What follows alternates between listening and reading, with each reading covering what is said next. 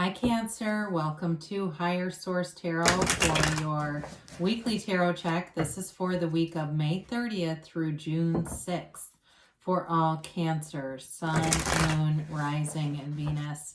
If you are new to the channel, welcome to you. I'm glad you're here.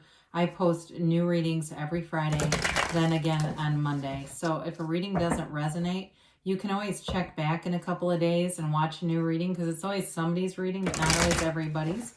And, or else look on the Monday posts. Every time I post a new reading on Monday, it's a different format every week. It's a different style of reading from week to week. So you may find something there too. And, I'd love to invite you to join us and subscribe to the channel. I had somebody ask me if you can subscribe to just one sign. I've never heard of that. I can look into if there's something you can do with the notifications or something to just have the signs that you're looking for. But I'd say for now, it's probably just subscribe to the channel and then take what you want and leave the rest. So let's get the guidance here for Cancer, Sun, Moon, Rising, and Venus. What messages do you have for Cancer, please? What does, I'm going to let that come out. Cancer needs, I'm going to let that come out too. Wow. Interesting. Okay. I think the cards are ready. We better go. It's like, all right, never mind. Never mind all that shuffling. Unnecessary. So we have here the Five of Cups, the Nine of Swords, the Ace of Wands, the Knight of Cups, the Eight of Swords. Interesting. The Eight of Cups. Oh, this is getting interesting. The Moon and the Two of Swords. Well, it's interesting because of the cards that fell out here. I mean, you know, especially you and your own energy as we look at this too. You've definitely got, you're in your own element here, but there's some kind of a conflict here. So it's really about going with your heart and not allowing the noisiness in the mind to lead the way. That's what causes us problems, is the mind gets going. And I definitely feel like with the Eight of Cups and Eight of Swords, you're moving away from something restrictive here into this Ten of Cups, King of Cups energy. This is maturity. It's celebration. It's real love. The King of Cups is a card of self-development. So for some of you, the key is turning to the things that you know that lift your vibration. Okay, I don't care if it's sitting in a dog park when you don't even own a dog, just because it makes you happy to be there. It doesn't matter. It's really what you know works for you. And so for some, it may be too trying some new things. You try to go to a class or you do something new that helps you to feel awake and connected. The Ten of Cups is a card of great celebration, but it's also you know, it's a happy family card. It's also, though, subjective card. So it can be other things besides just, you know, your family coming together. It's that rainbow after a storm. So even if you've had, because you've got some worry here, no doubt about it, with the 5, the 9, and the 8 of Swords there, and the 2 of Swords too.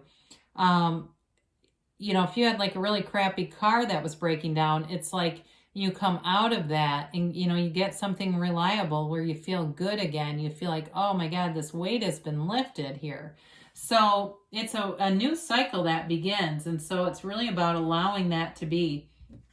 Now, the Five of Cups is, you know, not staring at the problem. We get into solutions. Fives are changes. They're also cards of adventure. So if there's been something that was disappointing to you, it's time to get to that point where you get your bearings and get back to center and look around you, and everything that you have that you know you've manifested.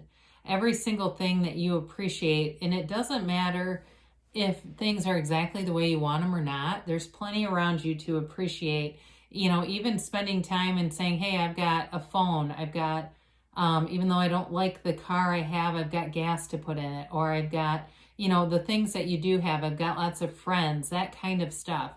So it's not continuing momentum on that energy of disappointment, of sadness, because that carries over into this Nine of Swords. It brings in some anxiety, some restlessness, difficulty sleeping. But with this card, it's also the quilt indicates protection, divine protection. I feel like there's sort of this act of providence that that act of divine protection, direction, you know. And so with this energy, if you find you are restless, you can look at it in a different way rather than, oh my God, how am I going to get to work on no sleep? You can look at it as, I think I'll meditate. It's quiet right now. Nobody's making any noise around me. I do get somebody, though, works like third shift, and part of this is trying to sleep during the day. I feel like it's like you're in a hot room trying to sleep and there's noise around you, and it's that kind of energy. So you may have to calmly let people around you know that this is becoming a challenge. That might only be one person on here, but I do get this, that's actually related to something on a more mundane level. It's interesting that you have the 8 and 9 of swords here too.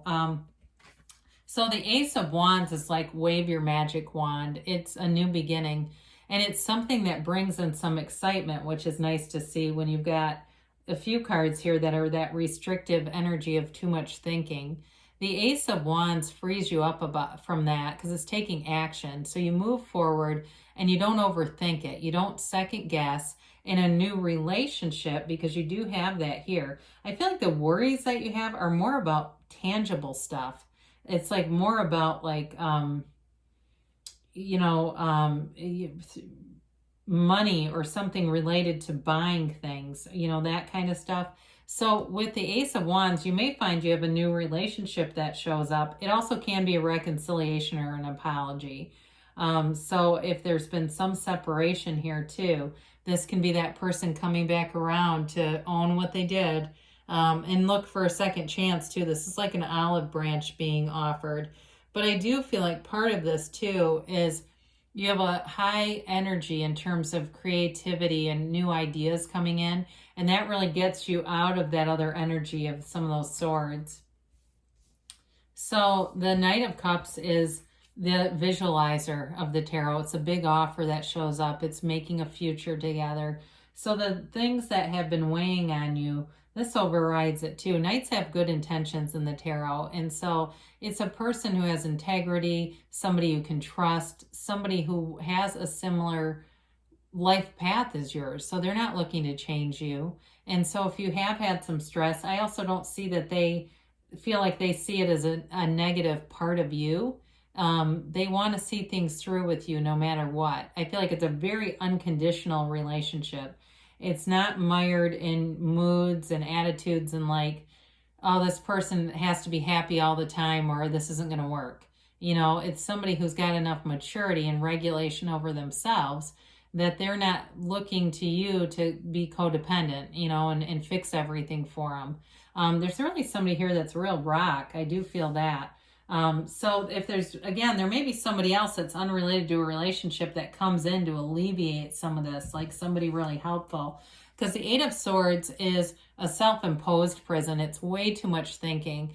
And so it's that noisy stuff in the mind and the armored heart that doesn't allow us to move forward. It's a very stagnant energy. So be aware too of who you talk to, because we can get into this trap of commiserating with people, and we don't realize that they're just lowering our vibration. They're keeping us here. And so I had a friend once who was like that. I haven't talked to her in years because it was all she wanted to do was call up and talk about crazy men in her life, and after a while it's like, and then she'd go, what about you? Do you have any crazy, and it's like she just wanted to hear it back. And so after a while you have to walk free of those people. Pay attention to the 5 people you spend the most time with. Do they have what you want?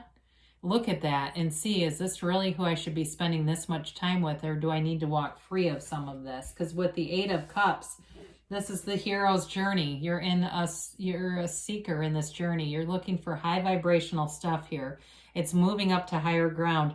In terms of a relationship, I mentioned you have somebody who's a real rock, and it's moving up. It's moving towards that stability, towards a commitment, being in an enlightened place too, feeling balanced, feeling, interestingly enough, you've got the sun and the moon here, which is also depicted in the moon, the card, the moon.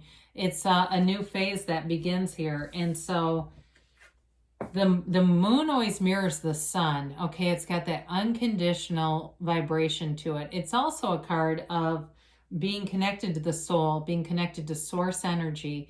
and utilizing that. Secrets are going to be revealed here. The truth comes out about whatever has the stagnant energy around you. So if there was something where there was disappointment because it seemed like there was something hidden from you, enough information is going to be released that you'll know what to do. There's not going to be any confusion here. This releases you from that confusion and starts this new cycle. And so it's a law of attraction card too. So be aware that these spiritual laws are always in play. They don't stop. You know, gravity doesn't take a break. We don't have days where we go, oh my God, we're all just floating. I mean, it's like anything like that, you know, these universal laws are always in motion with you. And so it brings in gifts, though. The moon in this new phase brings in gifts. I think it brings in clarity for you, enlightenment, and it helps you to break out of some of these damn swords. You've got another one here. The Two of Swords is not wanting to see things clearly, but I do feel like you've got it twice here, not seeing a situation for what it is. And it may be kind of the backlash of that. So if you say, no, I know what it is. I already didn't see it. Now I'm trying to clean up the wreckage. But you're on the right path, okay? It's that energy is moving. You're moving into something a lot more inspired and secure, a lot more predictable too. So let's see what the angels have to say here for Cancer. And I know this isn't everybody's favorite reading, but the tarot always tells you the truth. You know, the angel oracles are the easier, softer way. The tarot will talk about conflict, and some people don't like the Rider-Waite as much as some of the other decks because of the images. You know, and they say, well, do you have to have, you know, swords stabbing somebody in the back just to portray it's time to end something? Well, I mean, it gets the point across. So they're definitely telling you to move away from restriction here. All right, you've got abundance showing up here. So especially with that 10 of Cups, it's that new freedom and new happiness that releases you from those restrictions. Big happy changes are on the way. And you've got the situation will improve, okay? So you're definitely moving away from something that's going to relieve you of all these stressful energies within the next few months. So there's momentum here. You've got a yes, okay? And it's that emphatic yes. So you know, you create your own reality. You get what you are. And so I think it was Earl Nightingale said, man becomes what he thinks about. So, you know, monitor your thoughts, but the real key are the feelings associated with those thoughts. And it's up to you to do that, and you can do it. So we're all co-creators here. I love you, Cancer, and I'll be back again soon.